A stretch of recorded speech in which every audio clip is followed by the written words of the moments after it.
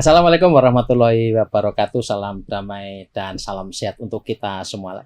Jumpa lagi di program podcast Tribun Jogja Road to Pilkada 2024, dan kali ini kita kedatangan tamu yang akan membuat kita happy.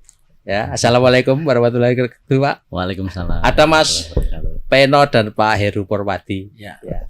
Beliau berdua ini akan bertarung pada 27 November 2024 di Pemilu Kada Kota Yogyakarta, dan ada 3 pasang yang akan bersaing, dan beliau kita pengen tahu. Tetapi sebelumnya kita pengen tahu secara pribadi juga. Kalau Pak Heru Purwadi ini ya sudah dikenal masyarakat Kota Yogyakarta, terutama di pemerintahan, pelayanan masyarakat. Mas Peno juga barangkali sudah banyak yang mengenal sebagai entrepreneur muda ya, dan berbahaya ini. Wah. Baik, ke Pak Heru, saya pengen ngerti Pak, karena sebagian catatan kita menyebutkan Pak Heru ini dulu juga pernah berkarir di jurnalistik ya, kalau tidak salah. Nah, tiba-tiba kemudian masuk di dunia pemerintahan dan politik. Saya kira mungkin bisa diceritakan kenapa kok perjalanannya bisa sampai ke situ, Pak. Ya, saya kira sama, di jurnalistik, di akademik jadi dosen, dan kemudian pernah jadi aktivis masyarakat, itu kan arahnya sama. Advokasi dan mencari kebenaran. Oh iya. Di jurnalistik kan juga mencari kebenaran, di akademik mencari kebenaran, di aktivisme kan juga sama. Ada pelayanan juga, Pak, unsur pelayanan juga. Iya. Jadi yang membuat kita terhubung itu karena ya memang ada sesuatu yang sama, sehingga beberapa teman waktu kita masih di mahasiswa, kemudian mulai jadi wartawan, terus kemudian jadi dosen, dan aktivis dan segala macam, itu ya nyampur karena tidak ada pertentangan di dalam diri kita, sama-sama mencari kebenaran, mengadvokasi, memberikan layanan supaya kehidupan lebih nyaman bagi semuanya kan gitu. Oke, intinya itu ya. Nah, kalau Mas Peno, Mas Sriwidya Supeno atau Mas Peno dikenalnya itu ya lebih familiar dengan panggilan itu. Ini kan di usia 40 ini kan usia-usia yang ya kritis ya. Sempat rame sebelum Pilpres itu usia. Nah, dari seorang entrepreneur terjun ke dunia politik, apa enggak takut gitu, Mas? Takut apa? Kosnya kan tinggi. Ya sama-sama mengambil resiko. Oh iya oke ya, sama ya. Karena keberhasilan kan mengambil peluang berikut resikonya. Betul. Ya. Jadi harus berani. Iya. Dan itu latar belakangnya kemudian mau tampil di kota Yogyakarta? Di bisnis dan di politik ya mungkin titik temunya ya sama-sama. Kalau dunia bisnis saya kan encourage anak-anak muda ya. Nah, jadi pemberdayaan. Nah, kemudian juga mungkin pengen ikut mendistribusikan ekonomi dan kesejahteraan itu terkait dengan pengangguran, pengentasan kemiskinan dan sebagainya. Oke, mantap ya. Oke. Baik, Pak Heru dan Mas Peno itu dikenal dengan atau identik dengan angka 11 ya Pak ya. Dan termasuk unsur angka 1 juga didapat ketika pengundian nomor urut ya. Jadi tampaknya nih kita berdoa keberuntungan akan terus menyertai. Baik Pak Heru dan Mas Peno, ini kita lihat dari program yang ditawarkan kepada masyarakat Kota Yogyakarta ada 11, karena identik dengan angka 11 ya. Yang di urutan pertama adalah penanganan masalah sampah. Ini segitu krisisnya ya, sehingga ini ditempatkan di urutan pertama. Apa memang demikian Pak mengenai soal sampah di Kota Yogyakarta ini? Monggo Pak Heru. Ya, karena memang kalau masyarakat Jogja ditanya, masalah pertama adalah sampah yang menghantui setiap aktivitas, karena keluar rumah kok sampah, neng dalan kok sampah kan itu. Jadi itu yang menjadi perhatian kita sejak 2023 awal itu kan, ketika Piungan sudah mulai penuh sehingga tidak bisa lagi dimasukin sampah. Nah itulah menjadi problem. Sudah 3 pejabat wali kota kan mencoba untuk menyelesaikan itu, tapi nggak sampai sekarang kan belum tuntas semuanya. Jadi ini memang problem yang tidak mudah, tetapi ya memang harus diselesaikan. Jadi kita berharap memang dengan kami melihat bahwa sampah ini muncul ketika Piungan ditutup, artinya produksi masyarakat Yogyakarta tentang sampah per hari untuk kondisi saat ini adalah 300 ton per hari ya. Nah 300 ton per hari itu kan harus ada tempat untuk membuang atau tempat untuk mengolah. Selama itu nggak ada ya tetap ada masalah kan, itu intinya kan itu. Nah kalau pemerintah mencoba kemarin membeli beberapa tanah di Bantul, Sleman, Kulon Progo dan akhirnya ditolak, dan kemudian Ngesodalam juga pernah nawarkan Cangkringan tetapi masyarakat juga menolak. Artinya memang lahannya jadi problem gitu. Tapi pada kenyataannya kita juga tahu masyarakat yang mungkin karena sudah judeknya, karena sampah tidak terselesaikan, akhirnya ngundang tukang sampah dengan iuran masing-masing ya ada 50.000 sampai 100.000 atau lebih untuk dibawa tukang sampah. Entah di mana dibuangnya nggak tahu kan gitu. Pokoknya warga taunya sampah sekitarnya selalu. Iya. Nah, artinya memang kemudian ada tempat yang tuh. Nah setelah kita telusuri memang ada beberapa kelurahan di Bantul atau Sleman itu yang punya mesin untuk mengolah. Kayak di Panggung Harjo itu kapasitasnya 100 ton. Ternyata 40 ton diantaranya adalah mengolah sampah dari warga kota Yogyakarta. Di Bauran itu ada sekitar berapa ya, 40 ton atau berapa itu. Itu ya hampir 30%-nya juga ngolah sampah dari kota Jakarta. Nah, jadi kami kemudian kalau gitu daripada kita beli tanah, mendingan kita kerjasama dengan kelurahan-kelurahan yang sudah punya mesin ngolah, kita belikan saja mesinnya di sana, taruh di sana, kerjasama dengan mereka agar sampah di kota di sana. Taruhlah misalnya di Pangwarjo kita kerjasama kemudian memberikan mesin 100 ton kapasitasnya. Nah, paling tidak kan 100 ton udah keserap sana kan itu. Nanti di kelurahan mana ada kita kerjasama entah 50 ton atau 100 ton yang kita buat sehingga kemudian 300 ton itu menjadi terselesaikan. Sementara yang Karangmiri, Kranon dan Nitian itu kan maksimal kalau udah beroperasional juga maksimalnya ada 150 ton.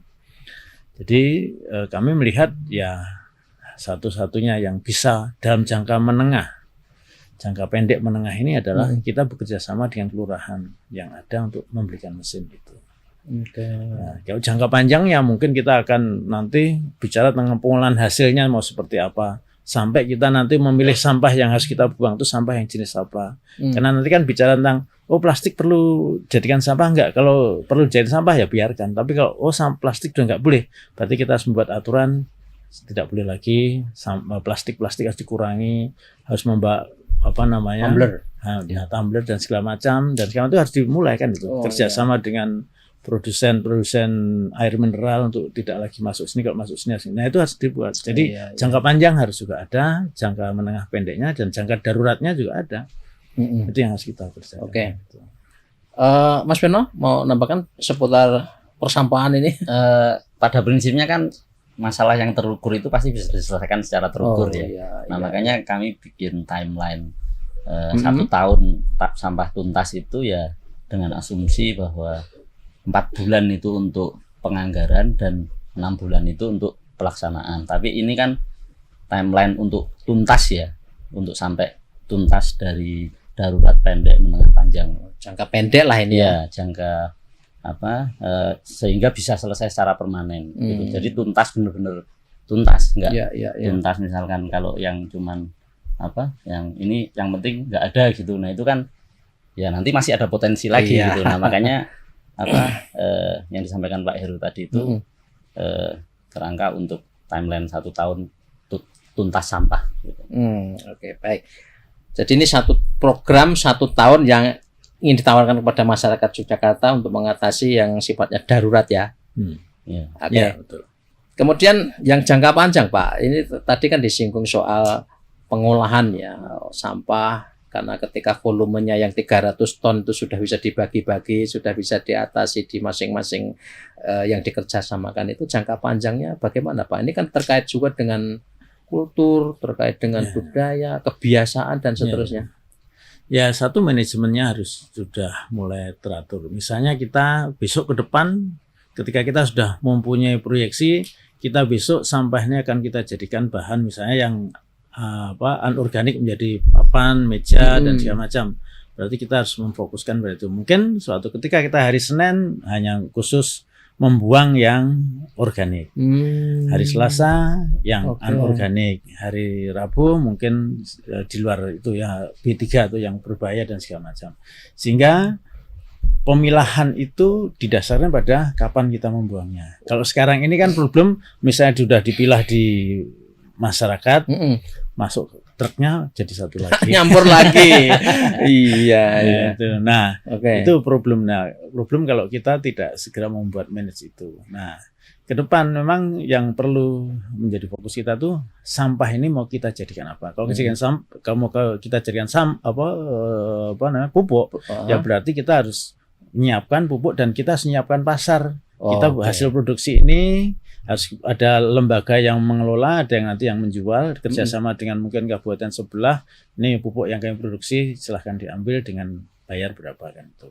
Atau yang anorganik misalnya kita nanti bisa produksi ini segala macam dan hasilnya di mana kan. Jadi ada lembaga-lembaga yang nanti kita harus tanpa ada lembaga yang nanti mengelola pasti dia akan selesai.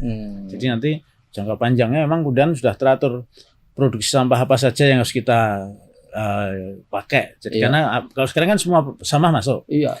Mungkin besok ke depan mungkin hanya membatasi sampah-sampah tertentu ya kita melarang beberapa misalnya plastik dan segala macam atau apa. Kalau itu memang di akhirnya tidak ada yang dimanfaatkan, berarti kan jangan memproduksi itu, jangan membuat sampah itu kan gitu. Itu. Oke. Ya. Nah, ini soal penjadwalan ini menarik loh Pak. Ini karena ya mungkin sejauh yang saya pernah lihat itu masih jarang sekali yang kemudian berani melakukan penjadwalan. Nah, ini kira-kira yang dibayangkan nanti apakah masyarakat nanti bisa ngikuti atau tidak, Pak? Ya, itu selalu sekalian edukasi. Pada kenyataannya masyarakat tuh sebagian sudah melakukan upaya pengolahan sampah. Pemilahan juga ya. Pemilahan juga. Jadi yang saya sudah lihat beberapa tempat itu salah satu tidak ada Mangkuyudan di belakang tempat posko kami kebetulan kan. Nah, di sana itu ada 100 KK, ada 3 biopori jumbo, bis beton, ada 4 bis beton ditanam di bawah, ada 3, jadi ada 12 bis beton. Yang satu adalah memasukkan sampah-sampah dapur, organik, yang satu sampah-sampah dapur tapi yang non sayur, yang satu sampah anorganik. Nah, kenyataannya hari ini kampung ini tidak pernah bermasalah dengan sampah karena mereka rutin setiap pagi membuang sampah sudah dipisah sedemikian rupa. Jadi begitu sampah penuh, kemudian dengan ekoenzim 1/4 ember dimasukkan sana, siang sore udah berkurang jauh turun. Sehingga kemudian esoknya dimasukin lagi, dikasih lagi cairan itu, kemudian turun lagi. Jadi sampai sekarang mereka tidak pernah punya masalah dengan sampah.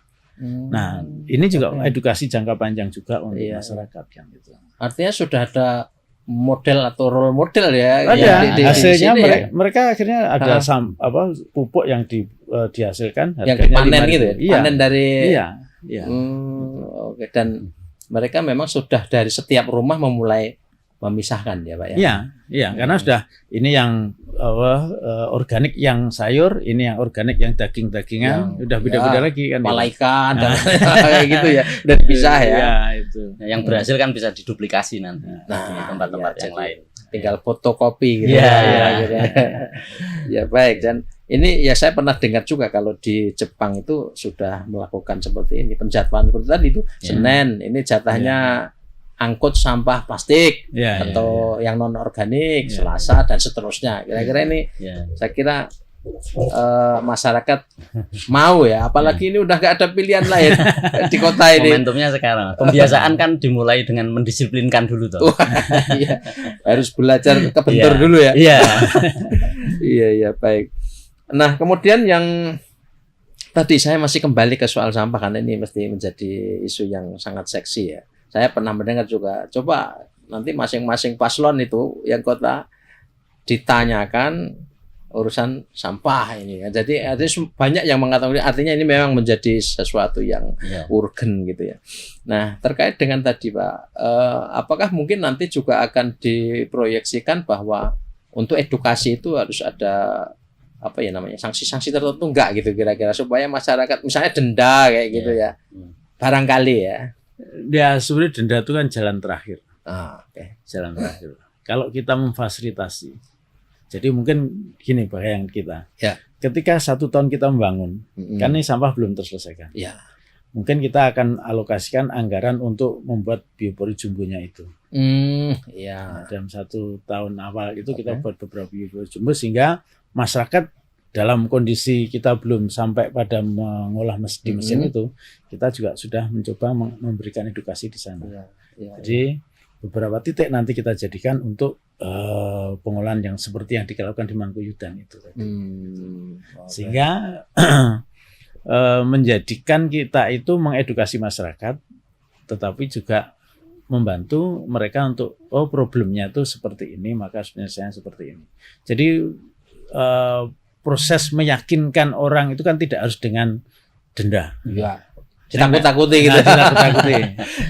Tapi memang kalau itu ada langkah terakhir ada nggak masalah. Tapi saya kira kalau orang melihat manfaatnya dan kemudian jadi karena masalahnya itu yang penting aku sampahku rano ning dhuwur meneh saiki hilang. Tidak bau dan segala macam. Pada kenyataan di Mangkuyudan ya nggak bau dan segala macam. Jadi orang nek wis ngerti bukti nek iso ngomong gini nih. Kadang-kadang kan opo iya iso. Tapi nek ora percaya nang Mangkuyudan. Kan itu. Jadi orang kan ayo nang Mangkuyudan. Dan itu enggak butuh space yang luas ya. Enggak di gang jalan itu ambil turun. Itu yang kemudian dimanfaatkan untuk pembuangan ya. Terus anehnya Pak manennya saya nggak tahu berapa minggu sekali tapi dipanen. Dipanen terus kemudian dikemas dalam pupuk kemudian dijual satunya 5.000. Dan itu bisa dimanfaatkan untuk media tanam juga ya di masing-masing rumah. Dan kemarin kan kita juga menggerakkan kampung sayur dan segala macam. Sehingga itu menjadi bagian nanti mengintegrasikan daur ulangnya itu berputar benar gitu loh. Sirkular ekonomi. Ya betul. Dan secara bisnis pun sebetulnya ada potensi Mas Pera ya. Iya, kalau secara bisnis besar potensinya sebenarnya. Karena sampah kan kalau jadi satu jadi sampah, kalau dipisah jadi komoditas. Bener ya. Bahkan sejak sebelum diolah pun sudah jadi komoditas ya, yang kertas, besi dan lain sebagainya. Baik, saya kira ini memang terlihat bahwa pasangan HP, Heru dan Mas Peno ini menempatkan penanganan sampah ada di prioritas dan ini. Makanya di sini kita sampaikan APBD alokasinya diprioritaskan menyentaskan sampah dulu. Oke. Ini janji yang berani kayak ini ya. Tidak semua kemudian berani karena Jogja ya dengan luas wilayah yang segini ini problem besar untuk mencari tempat yang bisa untuk Jogja itu kan duitnya kan dari jasa. Jasa pendidikan, jasa pariwisata dan jasa macam-macam. Kalau lingkungannya nggak bagus, nggak sehat, kotor, ya bisnis kita ini hilang. Gitu. Nah makanya kita harus prioritas ini karena bukan hanya soal sampahnya, tapi dampak bisnis yang lain akan mengikuti itu semua. Dan brand juga ya, Mas Peno ya. Sebagai pengusaha ini kan mesti di luar, saya pun juga kemana-mana. Jogja sampah, aduh malu gitu ya. Oke. Baik. Kemudian kita ke program yang lain ya. Di antara 10 yang berikutnya ini, apakah ini juga menunjukkan prioritas misalnya penyediaan hunian terjangkau untuk keluarga muda? Nah, ini apa namanya? Penjelasannya bagaimana ini, Mas Pena atau Pak Heru dulu deh? Mungkin sekarang kan banyak generasi muda di Jogja yang tidak kuat beli hunian ya di Jogja, kecuali dapat warisan kayak saya. Tapi kan nggak semua dapat warisan ya. Nah, akhirnya banyak yang geser ke Bantul dan sebagainya. Dan ini kan sebenarnya bisa kita minimalkan kalau kita menyediakan hunian yang terjangkau. Nah, nanti kita siapkan lahan-lahan mungkin di pinggir sungai yang kira-kira masih bisa diakses gitu. Nah, sehingga tidak harus keluar dari Bantul gitu, dari kota Jogja, ke Bantul, ke Sleman dan sebagainya. Nah, konkretnya bagaimana ini? Kira-kira kan kalau secara lahan kan sudah sulit ya, kecuali vertikal. Oh, vertikal. Ya, harus vertikal. Solusinya harus vertikal ya. Iya. Tapi ini kan juga mengubah kultur juga ya, gaya hidup juga ya. Nah, mau gimana lagi? Tapi pada kenyataannya di kota-kota besar juga di Jakarta apartemen yang sekarang yang lebih tumbuh berkembang yang model-model yang itu memang kultur baru, kebiasaan baru yang tidak biasa bagi kita semua, tapi ya memang kenyataannya tantangan hidup sudah ada seperti itu. Dan generasi sekarang itu mereka lebih senang tinggal di yang minimalis gitu. Mereka anak-anak sekarang ini kan lebih mengutamakan leisure daripada cari rumah yang harus landed. Harus ngurusi bersih-bersih macam-macam. Itu benar juga itu ya. Sekarang kan gitu. Kalau perlu perabotan rumah aja sewa. Gitu. Generasi sekarang begitu. Pilih yang praktis-praktis saja. Iya. Jadi rumah kadang-kadang juga enggak terlalu isi gitu ya, kosong-kosong gitu. Iya, minimalis. Minimalis ya. Iya. Oke, jadi ini yang kemudian ingin menjawab kira-kira problem keluarga muda terutama di wilayah kota Jogja ya. Jadi ini konsepnya memang hunian vertikal begitu Mas Bena ya. Iya. Dan ini juga tidak hanya keluarga muda, tapi juga kita kan nanti ada dua segmen. Segmen anak muda dan segmen umum. Segmen umum itu juga ada banyak yang masih belum sehat rumahnya dan pengen pindah juga kan gitu. Nah, kalau mereka biasanya ya saya cukup rumah susun biasa saja kan itu kayak yang penting bersih, sehat dan segala macam. Tapi yang anak muda itu kan punya selera yang berbeda lagi, berarti harus punya style yang beda lagi kan. Oke ya.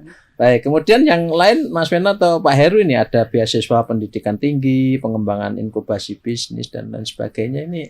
Kalau beasiswa pendidikan tinggi itu latar belakangnya karena masih kita dapati anak-anak muda kota Jogja asli ya, yang ternyata mungkin untuk lanjut ke kuliah itu ada problem dengan biaya.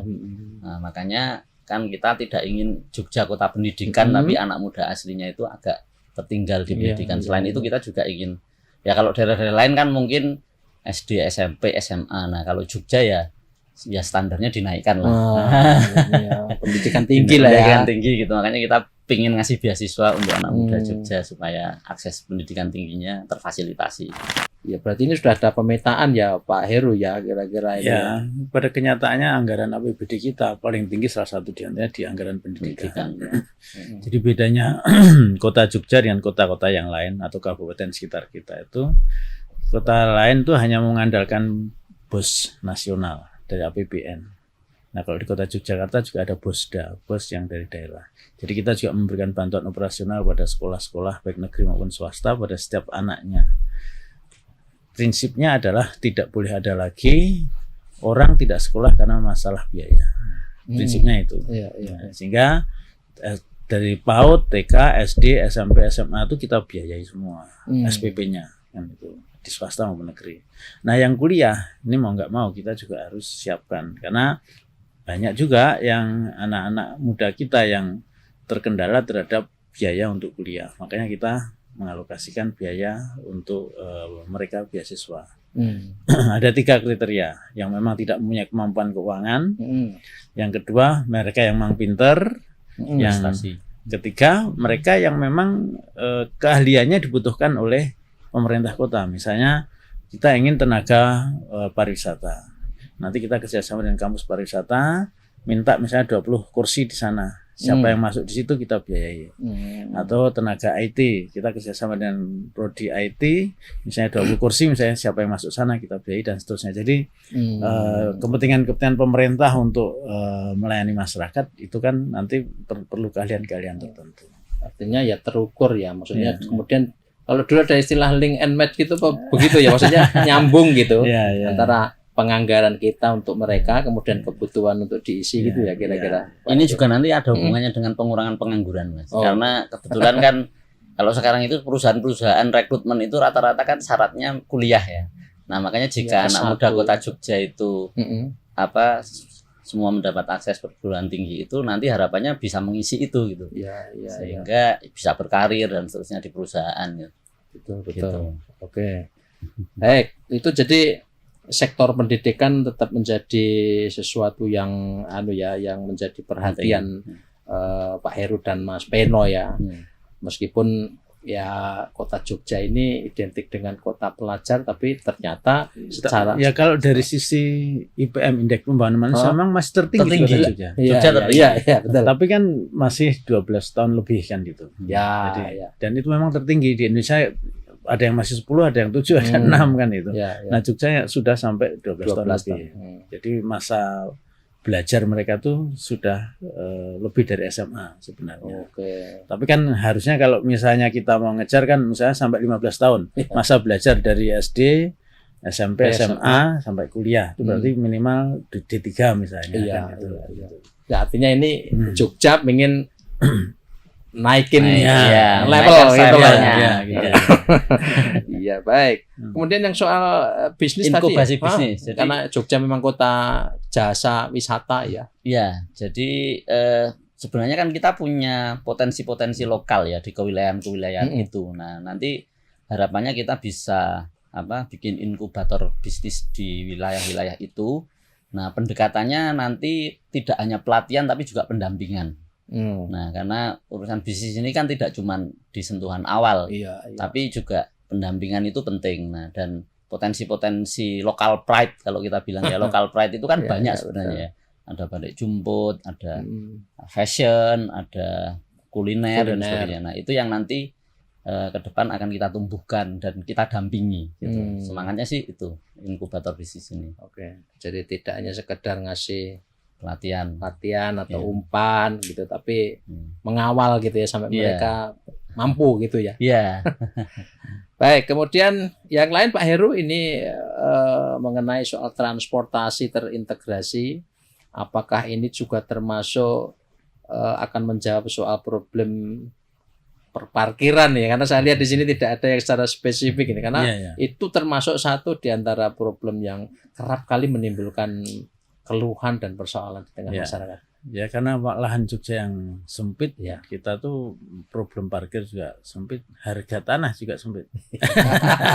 Saya pernah diminta saudara mencarikan tanah di seputaran Malioboro. Saya lapor ke saudara, saya udah ketemu 3.000 meter untuk parkir. Nah, terus gimana Pak parkir waktu itu? Cuma harganya per meter 70 juta Pak. Saya lihat di beberapa tempat rata-rata minta itu, udah nggak masuk akal sekarang. Nah, jadi agak susah. Nah, manajemen transportasi ini kita harus antisipasi. Saat ini aja dalam kondisi yang seperti ini aja udah pada hari libur, hari weekend kan sudah agak padat gitu. Belum lagi nanti kalau tol sudah terhubung dari Solo, dari Semarang, nanti dari Cilacap. Nah, ke depan kalau udah terhubung semua, jarak tempuh pesawat dari Jakarta ke Jogja sama jarak tempuh mobil dari Jakarta Jogja hampir sama. Jarak tempuh Surabaya naik pesawat dan naik kereta dengan jarak tempuh kendaraan roda 4 lebih cepat roda 4. Betul.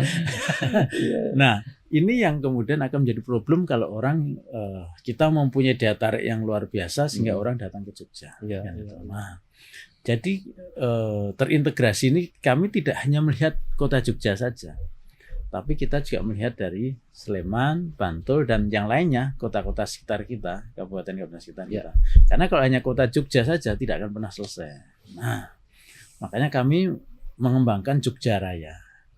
Jogja Raya itu bukan megapolitan atau metropolitan atau apa gitu. Tapi kalau kita minta misalnya Jogja diperluas wilayahnya, pasti akan diprotes Sleman, protes segala macam sulit duitnya Sleman suka kono betul. Nah, makanya kita kita nggak ngutak-utik wilayah dan pajak dan segala macam, tapi kita ingin nanti bekerja sama dengan Sleman, Bantul dan DIY terutama untuk membuat aturan yang sama untuk wilayah perkotaan. Jadi harus ada satuan orang atau satuan lembaga yang bisa membuat aturan yang sama dari sisi transportasinya misalnya, atau dari sisi, karena Jogja kan nggak bisa membuat bis kota sendiri. pasti harus dengan Bantul, dengan Iya. Sleman. Iya, betul. Nah, hal-hal yang gitu. seperti ini harus kita buat. Iya. Jadi kemacetan Jogja tidak harus diselesaikan di kota Jogja, tapi harus juga sejak dari Sleman, sejak dari Bantul, Iya, sejak mereka masuk di kota Jogja. Iya. Sehingga kita harus membangun kebersamaan. Terus nanti kita mengatur tentang akses masuk. Misal bis-bis kita nanti harus tidak boleh masuk kota misalnya. Tapi kita harus menyediakan transportasi murah yang masuk kota. Sehingga misalnya dengan tiket 20.000 24 jam dia bisa muter kemanapun. Misalnya kan itu. Dengan Transwisata misalnya, kita nyebut Transwisata itu. Sehingga bis-bis cukup berhenti di terminal, terus nanti masuknya sudah pakai moda transportasi kota. Sehingga tidak memperlukan. Yang kedua memang parkir yang memang akan jadi problem itu. Karena badan-badan jalan kita tidak lebar juga. Dan kemudian jumlah atau panjang jalan juga tidak pernah akan bertambah, tapi jumlah kendaraan akan terus bertambah. Nah ini memang kemudian harus pengaturan sejak dari awal. Makanya kita harus membuat hub-hub di luar yang memungkinkan orang tuh tidak harus untuk ke Malioboro, mungkin tidak harus memarkir kendaraan di dekat Malioboro, tapi harus ada kendaraan yang murah yang memungkinkan itu, memberikan jaminan tidak lagi seperti sekarang misalnya ada naik bentor atau naik apa tiba-tiba harus harga yang nggak logis dan segala. Nah itu harus kita atur. Kalau nggak kita atur nanti akan menjadi problem. Jadi taruhlah nanti ditaruh di mana hub kendaraan-kendaraan yang ada sekitar itu, tetapi kita harus menyiapkan juga transportasi dari sana ke tempat misalnya di Malioboro atau di mana, sehingga dan tarifnya pasti. Mereka para misalnya andong ataupun becak itu juga pasti dapat kepastian. Mereka yang parkir di sana juga dapat kepastian juga. Jadi kita hanya mengintegrasikan seluruh moda agar mengatur bagaimana yang masuk di kota itu semakin terbatas, tapi mereka tidak terhalang dan dimudahkan untuk masuk ke kota. Kan itu. Iya. Dan tampaknya ada satu lagi Pak, ini bagaimana ya caranya supaya kultur masyarakat itu juga bisa menyesuaikan. Mereka kadang kan kalau nggak mau ke Malioboro, kalau nggak truk di situ, tuku parkir ning ngarepe Persis. Itu kan Pak, itu problemnya. Nggak terbiasa untuk jalan kaki. Sepeda. Iya. Artinya itu kan harus ada effort yang lebih ya, tidak hanya sekedar menyediakan, tetapi ngajak masyarakat untuk mau jalan. Nah ini buktinya kita bisa lihat Pak, terus terang saja misalnya di mana itu di Ngabean gitu ya, kadang-kadang kita ngelihat kok sana kosong parkirnya, sementara di tempat lain wah sampai berjubel-jubel gitu. Dulu masa Covid kita pernah uji coba dan berhasil sebenarnya. Dulu kan Covid ketika kita mulai buka kota Yogyakarta wisata dulu kan bis kita taruh di Terminal Giwangan. Oh ya. Sebelum masuk ditaruh sana kita periksa waktu itu. Setelah itu lolos baru masuk. Kita tempatkan kamu masuk parkirnya di sini, parkirnya di sini, parkirnya di sini. Bisa kita atur ternyata. Tapi harus ada sesuatu yang bikin mereka takut juga ya. Kayaknya harus begitu Mas Melo ya. Gimana Mas Melo kalau pembiasaan termasuk bersepeda. Mungkin kita juga akan menghidupkan lagi ya. Kegiatan-kegiatan bersepeda di hari tertentu. Nah, kalau dulu ada ya Pak di mungkin nanti perlu kita hidupkan lagi yang seperti itu. Diramaikan lagi ya. Oke, baik.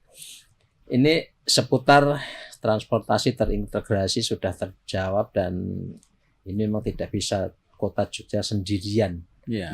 Harus melibatkan wilayah-wilayah sekitarnya. Dan kemudian soal pengembangan kawasan Yogyakarta Selatan ini menarik loh Pak ini, karena bagaimanapun ada spot-spot tertentu yang kita tidak tersentuh selama ini. Apa memang itu yang ingin dicoba sentuh atau dikembangkan dengan konsep atau program pengembangan kawasan Yogyakarta Selatan ini? Ya, pusat-pusat aktivitas selama ini kan ada di tengah dan di utara. Iya betul. Sehingga kesibukan, kepadatan, kemacetan ya di situ. Di selatan enggak kan gitu. Karena memang pusat-pusat aktivitas terpusat di sana. Nah, kita ingin memeratakan pembangunan dan juga mengantisipasi perkembangan ke depan ketika sudah mulai terbuka akses transportasinya. Jogja Selatan harus juga mampu mengurangi beban-beban yang ada di utara. Jadi pusat aktivitas di sana. Makanya kemarin kita buat yang sekarang namanya Embung Giwangan. Itu dulu kita rancang dengan Taman Pintar 2, tapi sekarang dikembangkan di Taman Budaya. Itu dalam rangka untuk salah satu yang nanti bisa mendorong kawasan sekitarnya juga nanti akan tumbuh. Juga XT Square, yang kemudian terminal, dan beberapa potensi yang ada di sana itu yang nanti akan kita kembangkan untuk bisa menjadi pusat-pusat aktivitas baru yang ada di sana. Meskipun kalau dilihat dari secara tradisi kan memang Lor ini mesti kampus yang rasional kan itu. Selatan itu yang tradisional, yang kemudian nilai-nilai lama kan itu. Tapi itu memang yang harus kita imbangkan untuk Kota Yogyakarta. Ini berarti termasuk area kota gede, Pak ya? Iya. Irisan tapi dengan Bantul mungkin ya? Iya. Itu. Ya makanya termasuk kita tadi membangun Jogja Raya itu jangan sampai kita misalnya perbatasan sungai yang kota sudah kita bangun sedemikian rupa, tapi yang Bantul belum dibangun di pinggiran sungainya kan itu. Nah itu kan kalau itu sama-sama kita bangun kan itu jadi kawasan berbeda lagi kan gitu. Nah itu jangan sampai ada perbedaan yang kentara ya. Nanti ibaratnya bikin trotoar sini kota udah selesai sampai batas sana belum gitu kan ya percuma jadinya. Kalau di wilayah selatan ini potensinya ya kita mengulang lagi katakanlah misalnya kota gede ini kan sebetulnya secara sejarah kan luar biasa ya sangat tinggi nilainya, dan apakah ini juga akan disentuh untuk memaksimalkan potensi kota gede ya? Ya, jadi orang ke selatan itu kan pasti passionnya udah beda dengan yang di utara. Dia pasti ingin lebih dalam mengerti Jogja kan gitu. Nilai-nilai yang berkembang di Jogja dari pertumbuhan keraton dari keraton yang ada di kota gede, bagaimana lingkungan waktu itu di sana dan sekarang seperti apa. Dan bagaimana cara hidup orang kota gede kan beda kan itu. Terus kemudian berkembang ke selatan lagi, ke utara lagi, kemudian ada nilai-nilai yang tumbuh di pinggiran sungai yang sekarang mulai tumbuh kan gitu. Nah, ini yang sebenarnya kita mau kembangkan agar potensi-potensi itu muncul karena kita sebagai kota jasa, terutama wisata itu. Kalau kita tidak mampu membangun potensi yang ada dan tidak memberikan akses kepada masyarakat warga lokal, itu yang akan mendapatkan manfaat pasti orang yang punya kemampuan uang atau punya kemampuan keterampilan untuk mendapatkan keuntungan yang besar. Nah, kita mau nggak mau mempersiapkan sumber daya manusia kita agar mereka nanti juga mampu mengakses dengan fasilitasi dari pemerintah kan. Nah, ini yang sebenarnya kita mau bangun itu. Jadi kenapa Jogja Selatan kita buat? Karena ini yang nanti harus menjadikan pertumbuhan kota itu juga harus diikuti dengan pertumbuhan kesejahteraan dan peningkatan pendapatan masyarakat kan. Karena kota manapun di daerah wisata dimanapun pasti ada problem warga lokal yang tertinggal. Di Denpasar itu sama. Di kota-kota Dubai sama. Dubai itu kelihatannya apa itu, tapi begitu masuk ke daerah yang tradisionalnya ya tidak ada. Yang kumuh-kumuh juga ada gitu ya. Tapi di daerah selatan itu banyak event-event kreatif.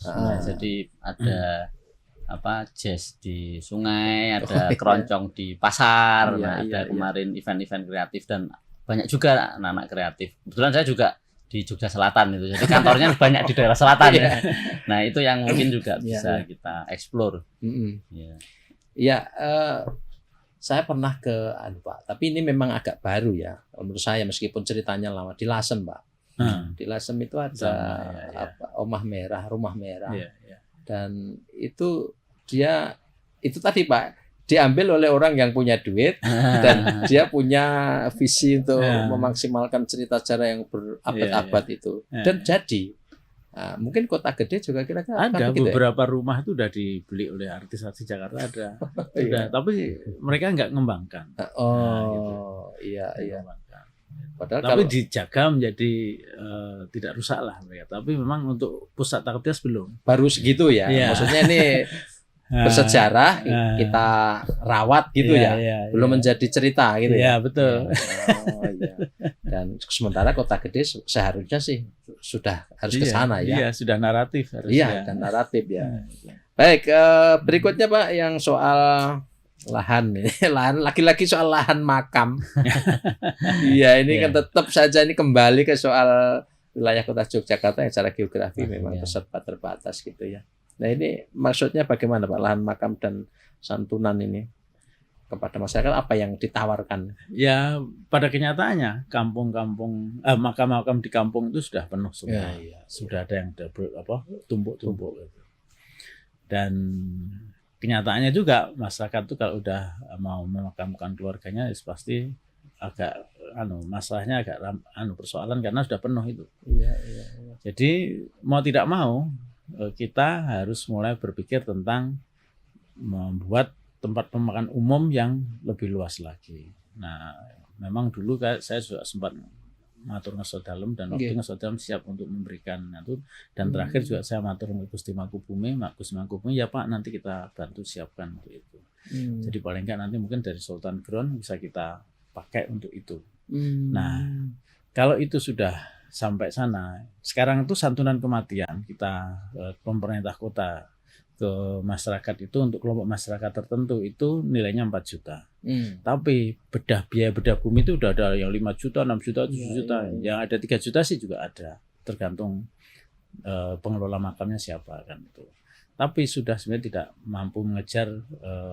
Nah, nanti kalau sudah kita jadikan satu tempat pemakamannya itu di satu tempat, biaya bedah buminya otomatis semakin berkurang karena itu dikelola oleh pemerintah kota.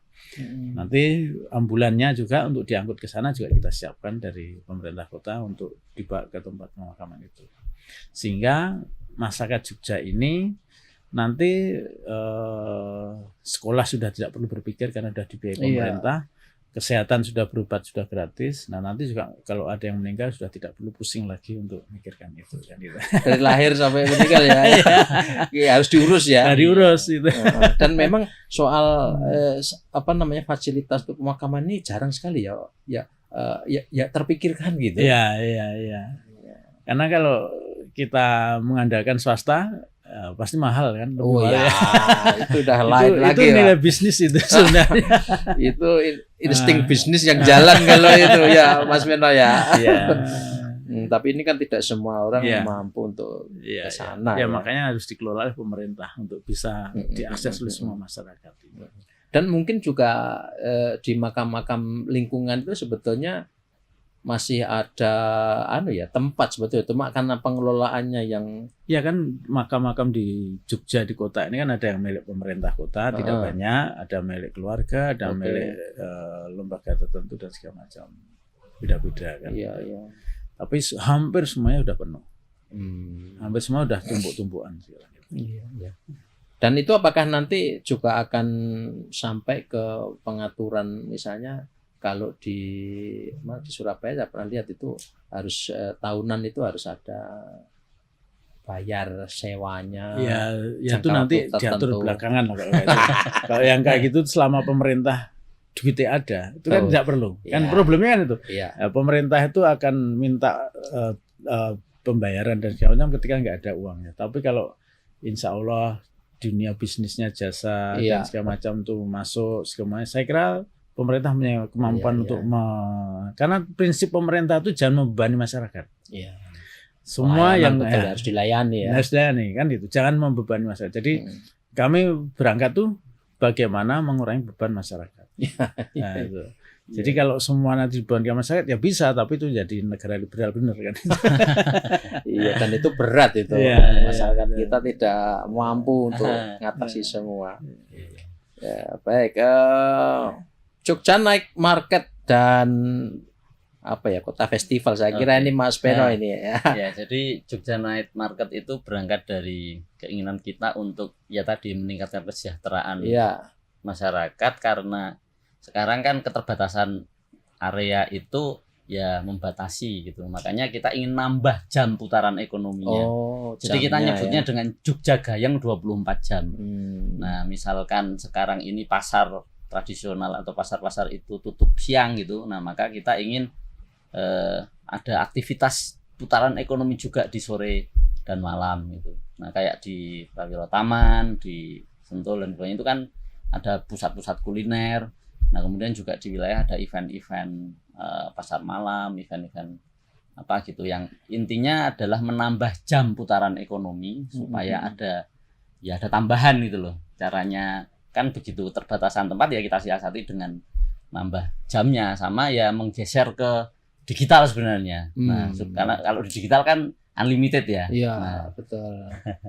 Nah, kalau yang Kota Festival itu sekarang itu kalau saya kemarin nyari data itu ada 126 sampai 180 event tahunan di Jogja.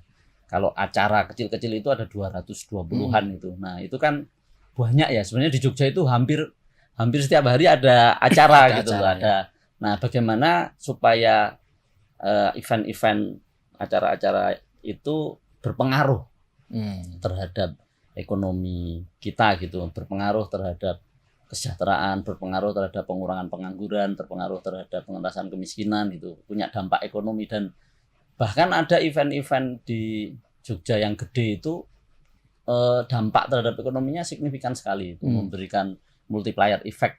Nah, hal-hal seperti itu yang meniscayakan kita harus mengkolaborasikan antara mungkin pemerintah sebagai fasilitator, kemudian komunitas, kemudian orang bisnis, kampus, media dan sebagainya supaya ini bisa lebih kita ramu supaya efek ekonominya lebih optimal gitu.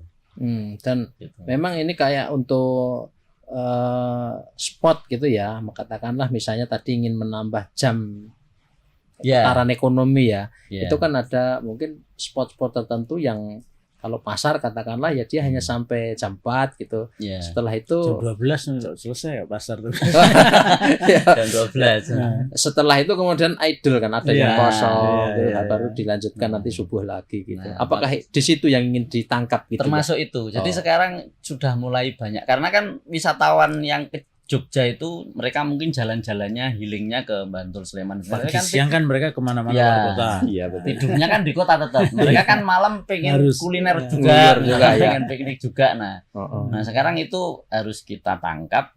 Nah, misalkan kan sudah banyak sekarang ini ada street coffee itu. Nah, itu kan lumayan mengentaskan pengangguran dan pemuda di kampung setempat itu punya kegiatan. Nah, itu yang ingin kita tumbuhkan gitu. Saya senang ungkapan orang Jakarta itu. Kalau kita ingin berhenti berhidup itu datanglah ke Jogja. Kita hilangkan semua keruwetan Jakarta. Di Jogja kita seolah hidup di dunia yang berbeda. Karena bisa ngopi dengan 3.500. Oh iya, benar. Ada yang bayar seikhlas ya, Pak. Dan bisa duduk santai di pinggir jalan. Waktu berhenti. Ya, jadi itu nanti yang akan Pak Heru dan Mas Beno tangkap ya, maksudnya sudah ada spot-spot seperti itu, tapi bagaimana kemudian mengkolaborasikan supaya jadi lebih bagus, banyak spot gitu ya. Ya seperti di Pasar Keranggan pun juga kan. Saya juga baru tahu ada spot kuliner di atas dan itu viral. Nah, ya itu. Dan itu belum lama loh, maksudnya 2 tahun yang lalu belum ada gitu. Udah 3 tahun. 3 tahun ya. Dan seperti itu nanti yang ingin kan coba sudah pernah ke Prawiro Taman. Prawiro Taman ya di kalau malam ada live musik kadang-kadang. Oh iya. Kulinernya lumayan ramai. Ya karena sana kampung turis sih ya, maksudnya itu kalau di situ. Itu ya termasuk kayak gitu kan ada kesinambungan antara potensi wilayahnya itu, sini ada kampung turis, harus ada yang bisa memberikan kan sekarang banyak digital nomad. Orang yang berpindah-pindah bekerja dengan digital tuh mencari ruang-ruang yang fasilitasnya memungkinkan untuk itu kan. Dan kita kita perlu sediakan sesuatu yang unik gitu ya mungkin ya. Masa tinggal mereka juga akan lebih lama begitu kira-kira. Digital nomad kan bisa 6 bulan 3 bulan, ada beberapa di Prawiro Taman itu kalau tinggal sana bisa 6 bulan sampai 1 tahun. Setelah itu udah dia tidak terlalu banyak, tidak perlu hanya aktivitas keluar ya, kadang-kadang keluar naik terus balik, tapi dia bisa menikmati hidupnya kan. Dan itu yang mesti ditangkap oleh masyarakat Kota Jogja ya secara bisnis. Ya, kemudian yang lain Mas Beno, mungkin secara dalam perspektif orang bisnis ya, entrepreneur ya. Ini apalagi sih sebetulnya potensi Jogja yang sudah ada tapi masih terbuka untuk dikembangkan sehingga ini citra Jogja sebagai destinasi utama wisata ini semakin kuat gitu. Yang pertama jelas SDM ya. Karena yang kita punya SDM, kita nggak punya SDA ya. Ketika SDM-nya ini kita upgrade skillnya, kompetensinya, kreativitasnya, maka ini akan berdampak signifikan. Jadi sebenarnya banyak talent-talent keren di Jogja itu yang dicari gitu loh. Dan itu ya selain kalau di sektor kreatif kan teman-teman kreatif di Jogja itu daya survive-nya tinggi, idealismenya tinggi. Nah itu keren gitu. Nah itu bisa mungkin kalau kita kolaborasikan dan lainnya itu bisa lumayan bagus. Nah kemudian kalau di dunia saya sendiri di digital bisnis itu potensinya gede banget di Jogja itu. Bahkan kalau diakumulasikan itu mungkin lebih gede dari APBD. Nah ini juga bisa menjadi alat untuk mendistribusikan ekonomi. Dan faktanya juga sekarang kalau mahasiswa di Jogja itu nggak pada pulang itu kan karena mereka itu seperti yang dikatakan Pak Heru tadi, mereka kelihatannya nongkrong di kafe tapi mereka produktif gitu.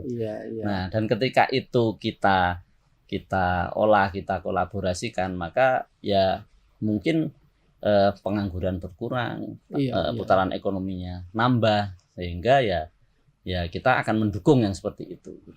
Dan itu tidak hanya secara bisnis ya, mungkin di industri kreatif misalnya musik pun juga sudah teruji ya, banyak grup-grup musik, seniman-seniman yang lahir dari sini ya. Dan itu eksis gitu. Ya film misalkan. Kalau industri film kita kembangkan kan faktanya Korea itu dari industri film geret fashion, geret kosmetik. Nah dan itu multiplier efeknya besar. Nah di Jogja saya kira ada ada animasi, ada banyak lah kreativitas yang mungkin bisa berdampak. Semua ekonomi kreatif saya kira di Jogja ada. Dan penggerak ekonomi kreatif digital dan segala macam di beberapa kota itu sebagian orang yang pernah tinggal atau sekolah di Jogja. Jadi sebenarnya potensi SDM kita ketika mereka ada di Jogja itu tinggi, tapi begitu dia sudah bekerja kan dia menyebar kemana-mana gitu. Artinya sebenarnya dengan pengalaman itu kita harusnya bisa memanfaatkan potensi ketika dia masih ada di Jogja itu kita maksimalkan. Beberapa perusahaan animasi film dan segala macam kan bisnya ada di Jogja, ada 3 di saat ini. Yang mereka rekrutmennya ya dari mahasiswa-mahasiswa yang direkrut. Dari desain animasinya, musiknya, komposer dan segala macam tuh mereka ambil itu semua. Nah, kemudian tapi menjualnya lewat di Perancis. Udah digital tadi itu ya. Maksudnya produksi tapi, di sini. Nah, produksinya di sini. Kayak event Arjok 2 bulan itu efeknya triliunan itu pernah dihitung itu. Iya, lah di situ kan ada galeri-galeri ya di Kota Jogja. Nah, kemudian transaksi di galeri-galeri itu bisa kita bayangkan berapa nilainya. Dan itu melibatkan berapa banyak resources selain mungkin ya otomatis restoran dan sebagainya. Dan hal seperti itu kan kalau kita kolaborasikan lebih camik lagi kan mungkin bisa yang lain-lain gitu ya. Kayak produksi film-film indie, film pendek gitu kan beberapa sudah nasional ya. Hasilnya tentu dari Kota Jogja. Betul. Ya, baik. Kemudian ini barangkali bagian-bagian akhir nih, karena satu hal soal keamanan itu menjadi kata kunci dari kota yang tulang punggungnya adalah jasa dan wisata saya kira. Nah, di sektor itu Pak Heru dan Mas Beno apa yang nanti yang akan ditawarkan kepada masyarakat terutama ini? Ya kita mau nggak mau disebut kekerasan di jalan raya itu kadang-kadang juga susah sekali dilepaskan, identik dengan Jogja itu Pak. Gimana Pak Heru? Yang pertama saya melihat dari akar dulu. Jadi kita harus mengembangkan diri dari layanan birokrasi sampai aktivitas masyarakat kan sekarang harus berbasis digital online. Pemerintahan kita dengan Jogja Smart Service kita punya balai kota di dunia maya, kan? Sehingga layanan-layanan semua masuk sana. Ya, ya. Nah, karena bisnis juga tadi sudah dikatakan hampir semuanya sudah online semua, digital semua. Nah, sekarang kita di masyarakat Yogyakarta ini seluruh RW sudah kita pasang wifi gratis. Oh ya. Dalam rangka satu untuk akses masyarakat, yang kedua untuk pembelajaran, yang ketiga juga untuk produktivitas ekonomi dan segala macam. Nah, kita juga sadar bahwa sumber putaran uang di kota Jogja itu dari jasa pariwisata, jasa pendidikan yang sangat rentan jikalau dihadapkan dengan isu keamanan.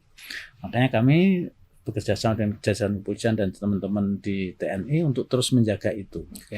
Yang pertama, kalau secara fisik Bapak Ibu semua bisa melihat setiap jam 12 malam teman-teman Polri, teman-teman TNI, teman-teman Satpol PP itu sudah mulai muter-muter dan sudah lama sebenarnya kita lakukan dengan menyalakan lampu rotatornya dan segala macam dalam rangka menjaga malam Jogja dari tengah malam sampai pagi hari untuk mencegah ada persoalan-persoalan keamanan. Yang kedua, kita nanti akan tambahkan lagi dengan CCTV yang lebih banyak.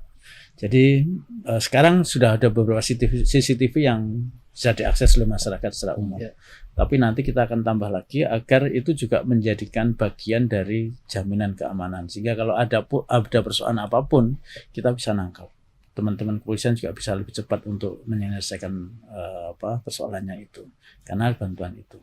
Harapan kami nanti kalau sudah seperti itu semua, masyarakat juga terjaga semuanya, melihat potensi yang ada, kita semua bisa maksimal dalam membuat Jogja ini menjadi kota yang nyaman, kota yang bisa friendly untuk bisnis, friendly untuk sekolah, friendly untuk wisata dan segala macam. Jadi benar-benar menjadi kota yang ramah betul untuk akses bisnis, jasa yang memang itu yang menghidupi kota Yogyakarta.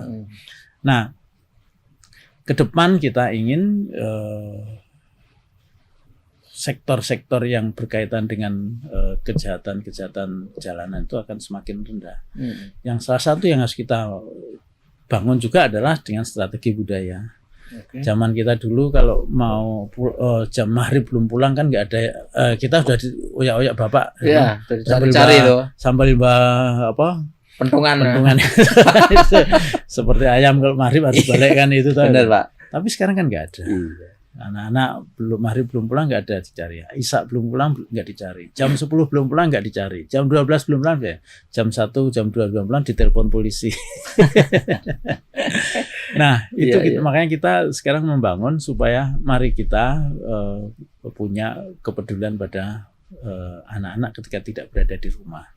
Karena kadang-kadang anak-anak tuh bangga ketika lagi di luar terus ada anak atau bapak atau ibu, nak segera pulang udah malam nanti kayak gini. Kadang-kadang itu bangga loh, anak sing ditresnani bapak ibu niki ngene langsung diano. Itu kebanggaan bagi mereka. Tapi bagi orang yang enggak di karoke itu, bapak ibu ukir atau ngaruh ke aku neng kene opor atau dia. Nah itu yang harus kita kembangkan. Jadi kultur budaya kita di keluarga kita harus kita masukkan itu untuk semuanya. Dari mulai keluarga berarti Pak ya. Iya betul. Karena itu yang akar semua masalah kan di situ. Ketika mereka merasa ada perhatian, itu dia memegang tanggung jawab. Anak-anak sekarang itu mau memegang tanggung jawab ketika dia itu ada di suatu posisi tertentu. Nah, kita harus memberikan tanggung jawab, tetapi kita juga memberikan perhatian pada mereka. Dan termasuk ini Pak ya, mungkin saya nggak ngerti apakah sudah pernah ada survei atau riset mereka-mereka yang kemudian diambil di jalanan dan melakukan kekerasan itu, apakah juga membawa problem dari keluarga? Barangkali saya sih pasti ada begitu. Ya, kami kan dulu pernah melakukan profiling. Profiling ya. Profiling untuk setiap orang yang kena itu kita profiling. Dan sebagian memang satu orang tuanya memang sibuk. Sibuk itu memang memang tidak ada untuk mencari nafkah itu. Tidak ada kesempatan untuk memberikan perhatian yang banyak kepada anak-anaknya. Yang kedua, biasanya mereka tinggal di rumah neneknya. Oh, Di rumah neneknya. Karena mungkin dititipkan ke neneknya atau kakeknya atau mbahnya lah itu untuk itu.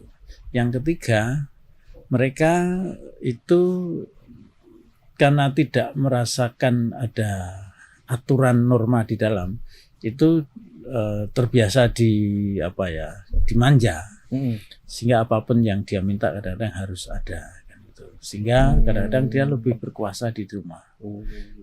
Bapak ibunya merasa bersalah karena tidak ada di rumah, anaknya bisa melakukan apapun seolah-olah. Wah, bapak ora tahu enak. Jadi itu yang terjadi. Nah, kondisi-kondisi itu memang salah satu profiling yang kita temukan.